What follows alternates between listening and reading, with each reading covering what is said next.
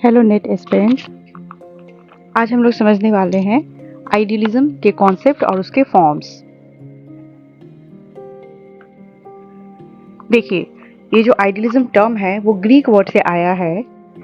जो वर्ड है वो है आइडिन, मतलब होता है टू सी समथिंग फिगरेटिवली, मतलब कि कोई भी चीज़ को देखना, देख के उसको समझ लेना, उसके पीछे आइडिया क्या है उस चीज़ को फिगर आउट करना।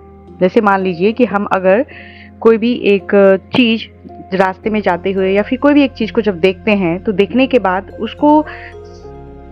हम उसे समझते हैं। वो जो चीज़ देखे हैं उसको लेके कुछ थिंकिंग होती है हमारे दिमाग में, कुछ आइडियाज़ चलता है, प्रोसेसिंग होती है, उसके बाद हम उसे समझ पाते हैं कि ये चीज़ है क्या। या कोई भी इंसान कुछ बोलना चाहता है तो बोलने के पीछे क्या आइडिया है उनका, हम उसे प्रोसेसिंग जब तक नहीं करते हैं उस चीज़ को, हम उस चीज़ को फिगर आउट नहीं कर पाते हैं। तो इसीलिए यहाँ पे लिखा गया है टू सी समथिंग फिगरेटिवली, मतलब कि कोई भी चीज़ को देखना और देख के हम लोग उसे समझते हैं। ठीक, बहुत सारे एक्सपोनेंट्स हैं आइडियलिज्म के, जैसे कि सोक्रेट्स हो गया, डिस्कार्ट हो गया, कॉमेनियस हो गया, कांट, बर्कले और भी बहुत सारे हैं। उनमें से प्लाटो जो है वो कंसिडर किए जाते हैं चीफ एक्सपोनेंट के तौर पे।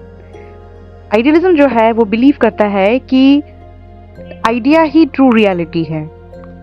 जो भी ऑब्जेक्ट हम लोग देखते हैं वो रियल नहीं है, उसके पीछे जो आइडिया छिपा हुआ है वही रियलिटी है। जैसे कि मैं भी आपको समझाई एग्जांपल देके कि जब कोई चीज़ हम देखते हैं सामने में, तो उस चीज़ को देखने के बाद हम तो उसे देख पा रहे हैं, लेकिन उस चीज़ को देखने के बाद कुछ प्रोसेसिंग होती है हमारे दिमाग में, जिसके थ्रू हम समझ पाते हैं कि उस चीज़ के बनावट के पीछे या उस चीज़ के पीछे क्या आइडिया यूज़ किया गया है या क्या मैसेज हम लोग को देना चाहता है। तो ये जो हम लोग जो आइडेंटिफाई कर पा रहे हैं, फिगर आउट कर पा रहे हैं उस मैसेज को, उस आइडियाज़ को जो हम अपने दिमाग में कैप्चर कर पा रहे हैं, समझ पा रहे हैं, इसी के साथ डील करती है आइडियलिज्म की, जो आइडिया पे फोकस करती है। आइडिया पे, सिर्फ ऑब्जेक्ट पे नहीं, सिर्फ आइडिया पे। प्लाटोस का मेटाफिजिक्स डॉक्ट्रिन है जो बोलता है कि reality consist in idea and that idea is absolute in nature. मतलब कि रियलिटी जो है वो एक आइडिया के थ्रू हम लोग के सामने में आता है, और आइडिया जो है वो एब्सोल्यूट है, जिसे हम लोग तोड़ नहीं सकते, जिसे हम लोग डिवाइड नहीं कर सकते, जिसे हम लोग खत्म नहीं कर सकते।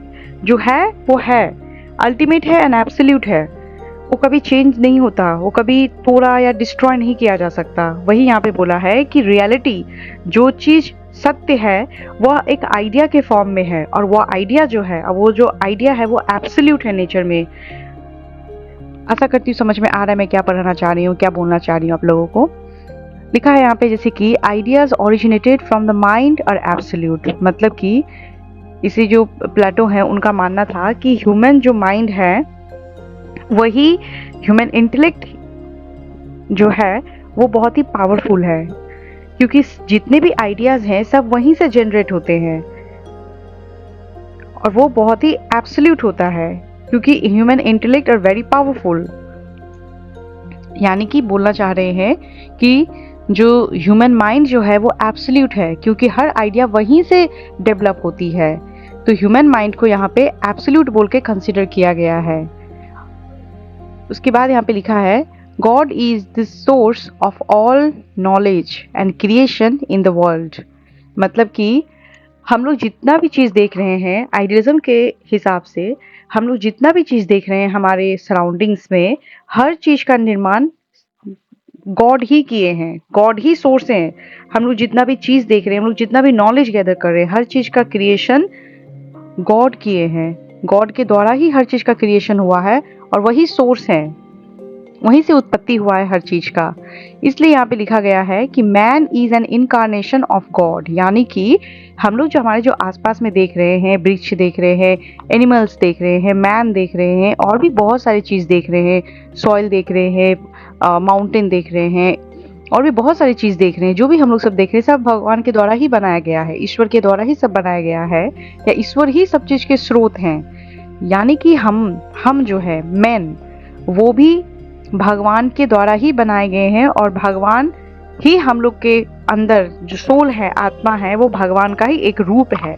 हम बोल सकते हैं, या भगवान ही बसे हुए हैं हर इंसान के अंदर में, ऐसा बोला जा सकता है। यहाँ पे man is an incarnation of God, ये जो यहाँ पे कोटेशन लिखा है man is an incarnation of God, इसका मतलब होता है means that the divine spiritual और सुप्रीम कॉन्शियसनेस इज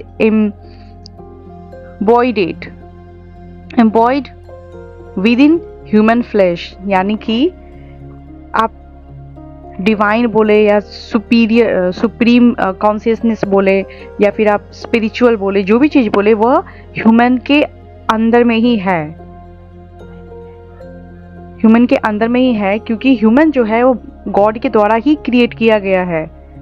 तो उन्हीं का जो है वो एक पार्ट बोल सकते हैं हम लोग, या उन्हीं का एक अंश बोल सकते हैं हम लोग को, या उन्हीं का पूरा स्रोत बोल सकते हैं कि वही हम लोग हैं, वो हम लोग के अंदर ही समाये हुए हैं, ऐसा बोला जा सकता है। तो ये इतना समझ में आ गया होगा कि man is an incarnation of God, मतलब कि मैन जो है वो भगवान के द्वारा ही बनाए गए हैं, और भगवान हर एक इंसान में ईश्वर का वास है, ये बोलना चाह रहे हैं वो। उसके बाद यहाँ पे है जैसे कि लिखा है soul and god are true they are indestructible, cannot be easily damaged or destroy और immortal, यानी कि सोल और गॉड, जैसे कि अभी मैं आपको समझाई कि इस भगवान ही मनुष्य का उत्पत्ति किए हैं, या मनुष्य भगवान के द्वारा ही बनाए गए हैं, यानी कि सोल एंड गॉड दोनों एक ही हैं, जिसे हम लोग डिस्ट्रॉय नहीं कर सकते, जिसे हम लोग नष्ट नहीं कर सकते, ना ही उसे नष्ट कर सकते, ना ही मैं उसे खराब कर सकते हैं, ना ही डिस्ट्रॉय और ना ही डैमेज, कुछ भी नहीं कर सकते। वह इमॉर्टल है, जिसे हम लोग मार नहीं सकते, अमर है, यही चीज यहाँ पे बोला गया है। उसके बाद है कि idealist believe these three values, जैसे कि truth, beauty and goodness are absolute, permanent and universal. They are not created by human but exist independently and humans should realize them in life. देखिए यहाँ पे बोला गया है कि आइडियलिस्ट के प्रिंसिपल्स हैं, कुछ प्रिंसिपल्स, तीन प्रिंसिपल्स हैं, तीन वैल्यूज जैसे हम लोग बोल सकते हैं, जैसे कि ट्रूथ, ब्यूटी एंड गुडनेस, जो ह्यूमन के द्वारा बनाया गया नहीं है, वह गॉड के द्वारा ही बनाया गया है, और वो पहले से एग्जिस्ट करता है और उसका एग्जिस्टेंस इंडिपेंडेंट है, वो किसी के कंट्रोल में नहीं है। और इस चीज को, ये जो ट्रूथ, ब्यूटी एंड गुडनेस जो पहले से एग्जिस्ट करता है, जो इंडिपेंडेंट है, किसी के कंट्रोल में नहीं है, ये गॉड के द्वारा बनाए गए हैं, ये सब चीज को ह्यूमन रियलाइज करे अपने जीवन में ह्यूमन को ये सब चीज रियलाइज करना बहुत ही जरूरी है, तभी जाके वह अपना लाइफ एक अच्छे वे में व्यतीत कर सकते हैं। यह थ्री वैल्यूज जो है वो कोर प्रिंसिपल बोल सकते हैं हम लोग आइडियलिज्म के। ट्रूथ, ब्यूटी एंड गुडनेस जो एब्सोल्यूट है, मतलब जिसे हम लोग डिस्ट्रॉय नहीं कर सकते, परमानेंट जो हमेशा के लिए है, यूनिवर्सल जो हर जगह पे आपको मिलेगा, हर इंसान में यह चीज होना चाहिए जिसे हम लोग डिस्ट्रॉय नहीं कर सकते, और यह खत्म ही नहीं है, ये अनंत है, परमानेंट है, ये आज है कल नहीं रहेगा, ऐसा बात नहीं है, जब तक मनुष्य है तब तक यह चीज है। ये three values truth, beauty and goodness definitely हर इंसान में इस चीज का डेवलपमेंट होना चाहिए, क्योंकि आइडियलिज्म इस तीनों वैल्यूज को कोर प्रिंसिपल मानते हैं ह्यूमन लाइफ के। देखिए यहाँ पे लिखा गया है, जब हम डेवलप करते हैं रैशनल थिंकिंग तो वो होता है ट्रूथ। रैशनल मतलब कि क्या सही है क्या गलत है, इस चीज का जब हम वैल्यू करना सीखते हैं तो वो हम लोग ट्रूथ के करीब जाते हैं, वह ट्रूथ को हम लोग फॉलो करते हैं। जब हम लोग अप्रिशिएट करते हैं आर्ट एंड कल्चर को, यानी कि हम लोग जब ब्यूटी, आर्ट एंड कल्चर यानी कि एस्थेटिक वैल्यूज जिसे हम लोग बोलते हैं, यानी कि हम उसे ब्यूटी जब हम तराशते हैं कि वह कितना अच्छा या पेंटिंग हुआ है, या हम लोग का कल्चर कितना अच्छा है, ये सब चीज हम फील करते हैं, जब हम इसे समझते हैं या आइडियाज को जनरेट करते हैं, या आइडियाज को जब हम क्लियरिटी के साथ ग्रैप करते हैं, तब हम ब्यूटी को एक्सेप्ट करते हैं, तब हम लोग के अंदर एस्थेटिक वैल्यूज डेवलप होती है। उसके बाद आता है बिल्ड स्ट्रॉन्ग मोरल कैरेक्टर, यानी कि गुडनेस। ये तो बहुत जरूरी है, स्पेशली कंटेम्प्रेरी सोसाइटी में बहुत जरूरी है कि एक अच्छा मोरल कैरेक्टर डेवलप होना वेरी मच नेसेसरी, बहुत जरूरी है। तो जब हम कोई बच्चे में एक अच्छा मोरल कैरेक्टर डेवलप करते हैं। मोरल कैरेक्टर यानी कि रिस्पेक्ट करना, ओबीडिएंट होना, ऑनेस्टी का डेवलपमेंट होना, ट्रूथफुलनेस को एक्सेप्ट करना, ये सब चीज़ का जब सेंस डेवलप होता है एक चाइल्ड में, तो हम लोग बोलते हैं कि वह गुडनेस है, उनका कैरेक्टर गुडनेस है, उनका कैरेक्टर बहुत ही ज़्यादा अच्छा है। तो यह तीनों वैल्यूज़ जो है इस तरह से हम लोग क्लियरली समझ सकते हैं कि यह तीनों वैल्यूज़ किस चीज़ को कंसिडर करते हैं या किस चीज़ को मानते हैं। उसके बाद आता है man is the supreme creation of God who possess higher intellectual power by which he mold and modify his surroundings according to his needs। देखिए यहाँ पे जैसे कि मैं शुरू से ही बोलते आ रही हूँ इस वीडियो के शुरू से ही कि मैन जो है वो गॉड का ही क्रिएशन है, गॉड का ही सुप्रीम क्रिएशन है, जिनके अंदर वह पावर होता है। पावर यानी कि उनका हायर इंटेलेक्चुअल पावर। मैं पहले से ही बोल रही हूँ कि इंटेलेक्चुअल पावर जो है वही सब कुछ है ह्यूमन माइंड, ह्यूमन बॉडी में, क्योंकि आइडिया वहीं से जनरेट होती है। और जब आइडियाज जनरेट होती है तो उनके पास इतना कैपेसिटी होता है कि जो भी चीज़ वह उनके सराउंडिंग्स में है उनको वो मोल्ड कर पाए, मॉडिफाई कर पाए अपने लिए, अपने नीड्स को हिसाब से या अपने डिमांड के हिसाब से, उसको अपने हिसाब से जब वो मोल्ड कर लेते हैं तो वही होता है ह्यूमन का हायर इंटेलेक्चुअल पावर, जो अकॉर्डिंग टू आइडियलिज्म बहुत ही सुपीरियर है और ईश्वर के द्वारा बनाया गया है ह्यूमन में। यानी कि यहाँ पे जो लिखा है man is the supreme creation of God who possess higher intellectual power by which he mold and modify his surrounding according to his needs।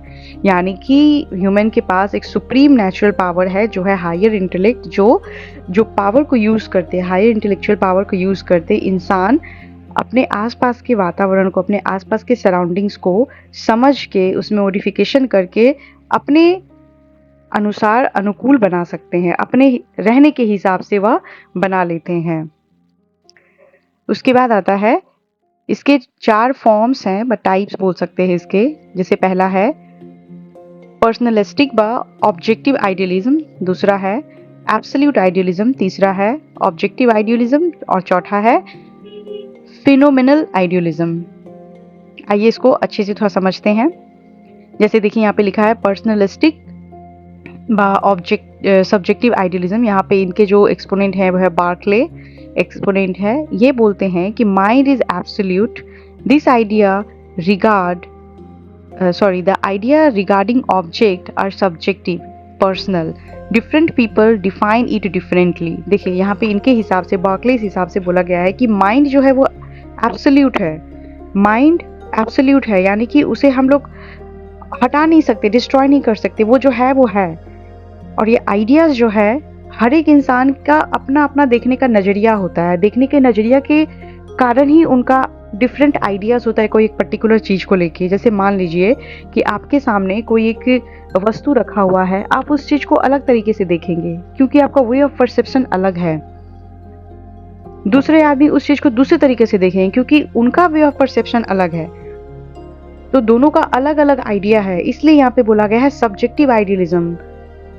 अपने हिसाब से आप उसको समझ रहे हैं, वो इंसान वो अपने हिसाब से उस चीज को समझ रहे हैं, तो यहाँ पे 2 आइडिया जनरेट हो रही है, इसलिए आइडिया सब्जेक्टिव है। इंसान अपने हिसाब से चीजों को मोल्ड करके समझ रहे हैं, वो इंसान अपने हिसाब से चीजों को मोल्ड करके समझते हैं, इसलिए different people define it differently. इसलिए वह अगर ऑब्जेक्ट को डिफाइन करने के लिए बोला जाए तो वो अपने हिसाब से डिफाइन करेंगे और आप अपने हिसाब से डिफाइन करिएगा। दैट्स वाई इनके हिसाब से आइडिया जो है वो सब्जेक्टिव है नेचर में। उसके बाद आता है एब्सोल्यूट आइडियलिज्म।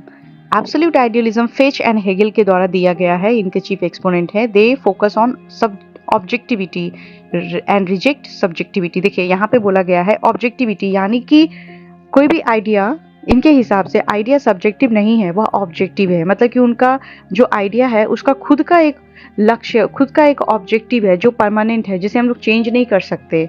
जो उसका वास्तविक ऑब्जेक्टिव है वही सबको मानना पड़ेगा, वो अलग अलग नहीं हो सकता, वो सबके लिए एक ही हो सकता है।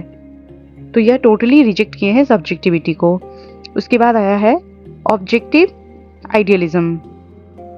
यहाँ पे लिखा गया है जैसे कि Plato is Plato is the exponent of it, Plato इसके एक्सपोनेंट है।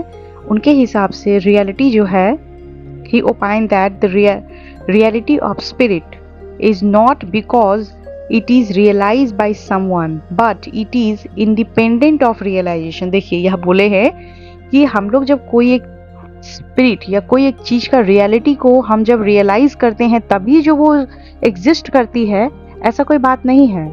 हम लोग अगर उसे रियलाइज ना भी करें तभी वो एग्जिस्ट करती है, क्योंकि वो इंडिपेंडेंट है। आपके रियलाइजेशन करने से ही जो उसका अस्तित्व रहता है, ऐसा बात नहीं है। आप रियलाइज ना भी करें तभी भी वो एग्जिस्ट करता है, उसका अस्तित्व है तभी भी है।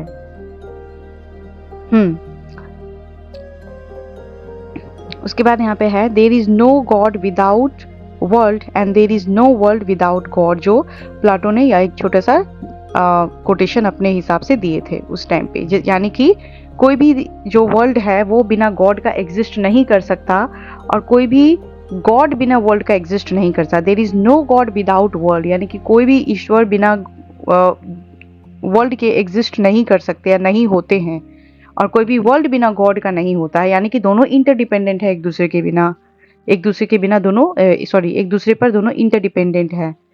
ठीक, उसके बाद यहाँ पे दिया गया है फेनोमिनल आइडियलिज्म, जैसे कि कांट इनके एक्सपोनेंट है। Knowledge that we have about the physical world are not absolutely real, it is the only reflection of reality because absolute reality are out of our capacity to understand। देखिए इनके हिसाब से ये तो अलग ही बात बोलती है। देखिए इनके हिसाब से नॉलेज जो हम लोग देख पा रहे हैं अपने फिजिकल वर्ल्ड में, अपने सराउंडिंग्स जो हम लोग नॉलेजेस देख पा रहे हैं या आइडियाज जो भी हम देख पा रहे हैं, वो एब्सोल्यूट नेचर में नहीं है, वो एब्सोल्यूट नहीं है, वो रियल नहीं है। वो एब्सोल्युटली रियल माने कि वो पूरी रियल नहीं है, वो एक रिफ्लेक्शन है रियलिटी का। क्योंकि एब्सोल्यूट रियलिटी जो है वो हम लोग के कैपेसिटी से परे है, हम लोग के एबिलिटी से परे है कि हम उसे समझ पाए। वो जस्ट एक रिफ्लेक्शन है वो अल्टीमेट रियलिटी का, जो हम लोग आसपास में अपने आसपास में देख पा रहे हैं। वो जस्ट रिफ्लेक्शन है, वो एब्सोल्यूट रियलिटी नहीं है। असली जो रियलिटी है, जो एब्सोल्यूट रियलिटी है, वो हम लोग के सोच से परे है या हम लोगों के क्षमता से परे है कि हम उसे समझ पाए। तो इनके हिसाब से ये चीज है जो एब्सोल्यूट रियलिटी, वो क्या है? ईश्वर, हेवन, स्वर्ग, ये सब चीज को समझना हम लोग की क्षमता से बहुत अलग है, हम लोग की क्षमता से परे है, हम इसे नहीं समझ सकते इनके हिसाब से। और जो हम लोग समझते हैं कि एब्सोल्यूट रियलिटी वो जस्ट रिफ्लेक्शन है, उसी का एक प्रतिबिंब है, वो ऐसे बोल सकते हैं। तो इतना ही आज के वीडियो में, और नेक्स्ट वीडियो में मिलते हैं जहाँ पे मैं आइडियलिज्म के एजुकेशनल सिस्टम को लेके बात की हूँ, जहाँ पे लिखा है उनके education system, aim of education, curriculum, method of teaching, teachers, कैसे कैसे मतलब क्या क्या उन्होंने बोले हैं पूरा एजुकेशन सिस्टम को लेके। तो उस वीडियो में मिलते हैं, तब तक के लिए बेस्ट ऑफ लक।